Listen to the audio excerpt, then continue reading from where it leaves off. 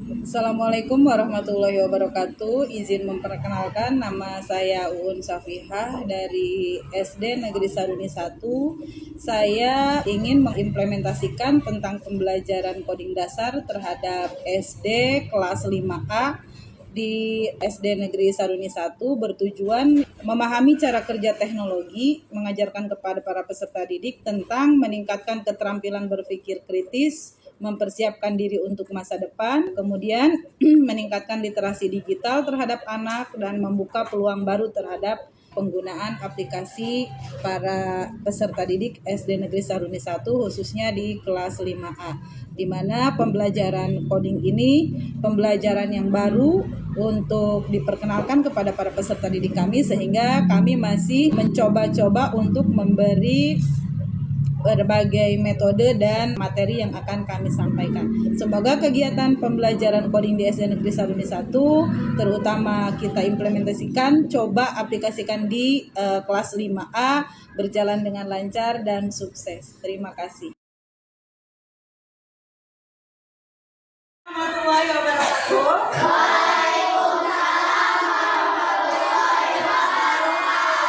Semangat pagi.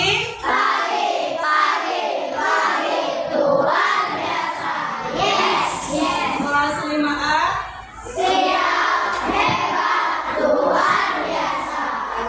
Apa kabar pagi ini? Bu? Ada teman kita yang tidak masuk hari ini? Kita doakan bagi teman kita yang tidak masuk hari ini, semoga yang sakit bakal sehat dan berkepentingan besok bisa sekolah kembali semuanya.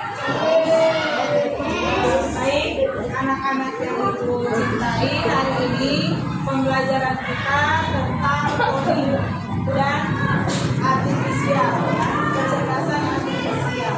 Apa itu coding? Nanti akan kita pelajari ya. Akan kita pelajari apa itu coding, artinya apa, tujuannya apa, cara belajarnya bagaimana. Ya, karena ini adalah materi baru yang akan kita pelajari. Sebelum kita lanjut ke materi, Ibu akan memperkenalkan, yuk belajar coding dan kecerdasan artifisial. Boleh dilihat di layar di situ ya. Jadi kita akan sama-sama belajar untuk kali ini mengenal apa itu coding dan kecerdasan artifisial. Ibu tahu semuanya pasti sudah memakai gadget karena kita memiliki grup WA, ya kan? Gadget, HP, Android, semuanya punya. Itu sudah merupakan suatu kebutuhan di masa sekarang ini, ya, tidak bisa dihindari. Kalau suatu kebutuhan berarti kita butuh untuk menggunakan itu, ya, tidak bisa dihindari. Kalau dulu kan, buat apa main HP, ya kan? Jangan main HP terus, nantinya matanya rusak. Jangan main laptop terus, nantinya matanya rusak. Itu betul, ya, itu betul, pernyataan tersebut itu betul. Tetapi harus kita batasi, sehari itu berapa jam? Satu jam. Ya, benar, sebelum saya main HP. Ayo ya, ada yang online-nya sampai jam 10 malam. Yang merasa nyengir dia.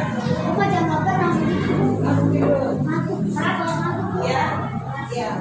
Kalau benar syukur, alhamdulillah.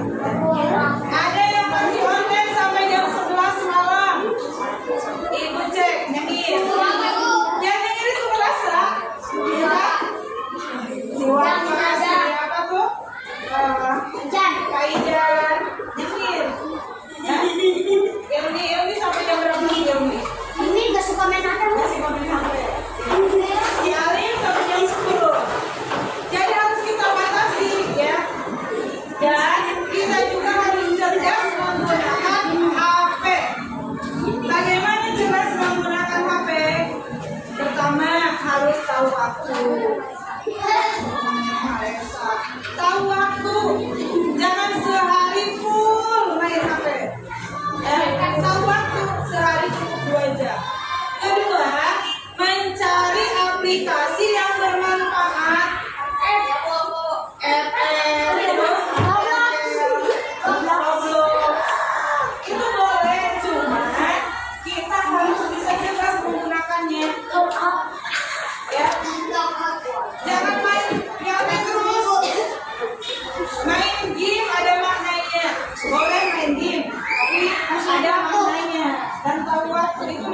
cerdas menggunakan cerdas menggunakan apa namanya artificial dan pembelajaran mandiri kita.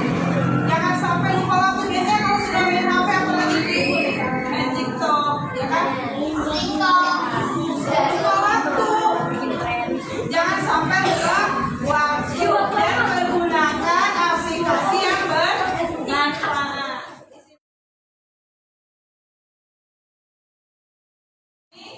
Tujuan pembelajaran kita kali ini, Ibu akan memperkenalkan tentang apa sih itu coding, ya. Di sini ada memahami cara kerja teknologi. Ini teknologi bukan? Teknologi. Ini fokus teknologi bukan? Apa teknologi bukan? Kita harus tahu, harus paham bagaimana cara menggunakannya. Jangan sampai HP berderi, itu bunyi suara apa ya? Nggak ada zaman sekarang yang seperti itu, ya kan? Adik sudah lebih mahir daripada ibu, lebih paham daripada ibu. Bu, aku menggunakan ChatGPT untuk membuat anime. Siapa kemarin yang bilang begitu? Ya, tapi kan kalian sudah lebih mahir daripada ibu, ya? Lebih mahir daripada ibu. Nah, kedua, meningkatkan keterampilan berpikir kritis. Apa itu berpikir kritis? Menggunakan logika. Main game kamu bisa emosi gak? Bisa. Main game kamu bisa mencari jalannya gak? Bisa.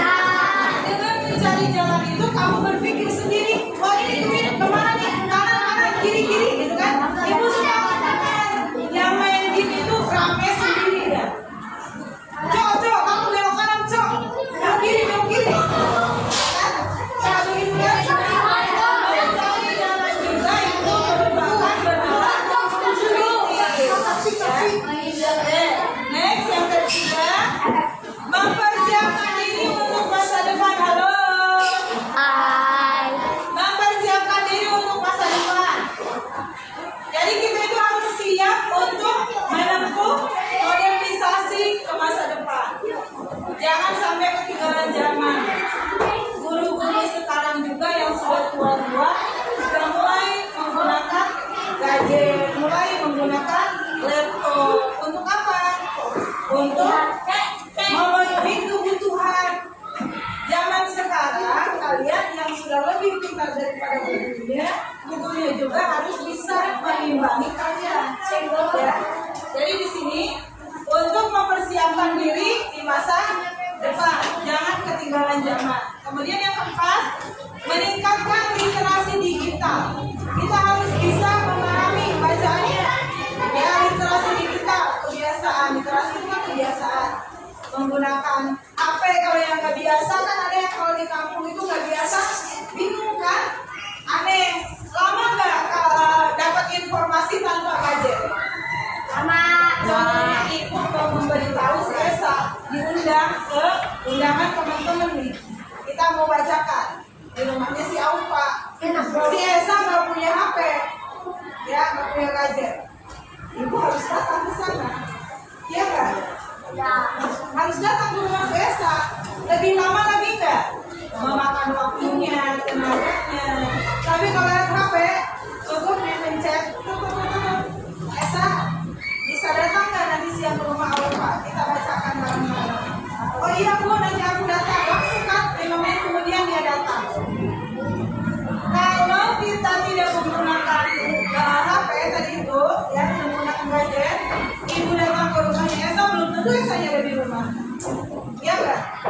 Mungkin Esanya lagi main sama teman-temannya. Maka dari itu, zaman yang kita kenal sekarang itu sudah lebih maju daripada zaman dahulu kala. Ya. Kemudian membuka peluang baru. Tuh, membuka peluang baru. Kalian bisa jualan online, ya kan? Bisa jualan online. Siapa Ragil? Bisa di share itunya apa? Monogaminya di lewat HP. Terus siapa lagi? Bisa misalkan perempuan bikin bunga, di share tuh di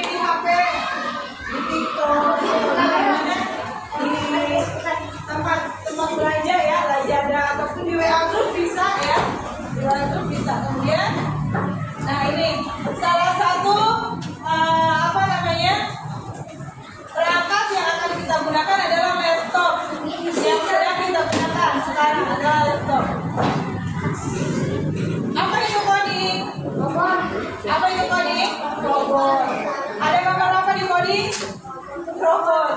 Ada robot doang. Tujuan utama sistem komputer adalah mengubah data menjadi informasi yang bermakna. Tadi itu ibu telepon Esa, ya kan? Pakai HP komputer atau di WA. Esa bisa ke sekolah dan sekolah. Berarti ibu memerintahkan kepada agen untuk memberikan informasi kepada yang bersangkutan. Betul nggak? Betul. Berarti itu tujuan utamanya adalah sistem komputer mengubah data menjadi informasi yang bermakna. Dari data menjadi informasi, salah satunya itu tadi. Ada sekarang share lokasi. Nah, share lokasi, ada share lokasi, serok. Biasanya ibu suka mendengar kalian bahasa kalian dengar. Woi, di mana woi? Serok, kayak kalinya, ya kan? Ada yang ibu mendengar bahasa seperti itu, boleh menggunakan bahasa Sunda, tapi yang baik dan benar. Kalau kasar, berarti menggunakan bahasa Indonesia aja. Kamu sedang di mana? Boleh dong serok aja, nanti aku ke situ. Oke? Nah, di sini coding adalah memberi perintah ke komputer. Iya nggak? Ya. Coding memberi perintah ke komputer. Mau mencari apa di komputer? Mencari makanan ada. Apa tuh yang akan kita lihat? Oh.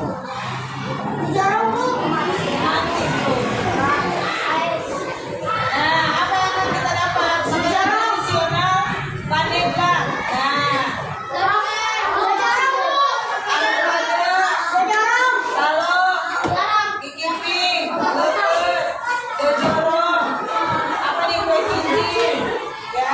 Ini dia memberikan informasi yang betul tidak? Ya kan? Berarti sesuai dengan perintah yang kita perintahkan. Ya nggak? Betul nggak? Sesuai dengan apa yang kita perintahkan tadi itu. Bisa memberi perintah ke komputer. Ya, mencari lokasi bisa. Tadi mencari makanan juga bisa. Hanya gambar ingat ya. Kemudian bisa bikin game dan animasi. Nanti kita bikin game dan animasinya ada contohnya ya. Kemudian kita jadi penyihir teknologi, betul nggak? Bim salah Bim mau mencari balon kebakaran. Ada, ya kan? Jadi perangkat komputer itu bisa digunakan sesuai dengan perintah kita. Next, apa nih? Berpikir komputasional itu apa? Halo? Berpikir komputasional adalah pendekatan sistematis dalam memecahkan masalah yang melibatkan prinsip-prinsip komputer. Kemudian seperti dekomposisi, pengenalan pola, abstraksi dan algoritma. Yang pernah ibu sampaikan adalah tentang algoritma. Apa itu algoritma? Ada yang langkah-langkah untuk memecahkan masalah.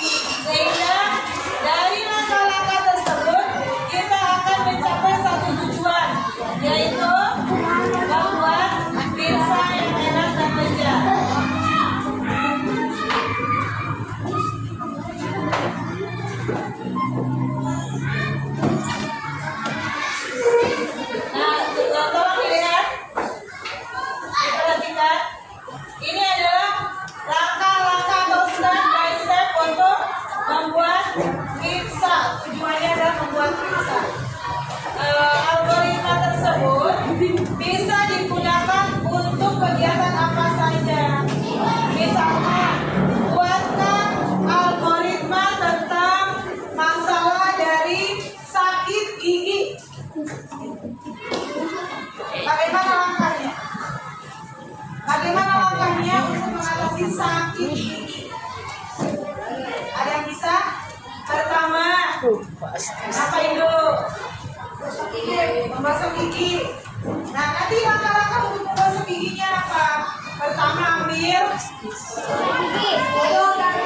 kita bisa menggunakan tanda panah untuk algoritma. Menggunakan tanda panah. Pertama, mengambil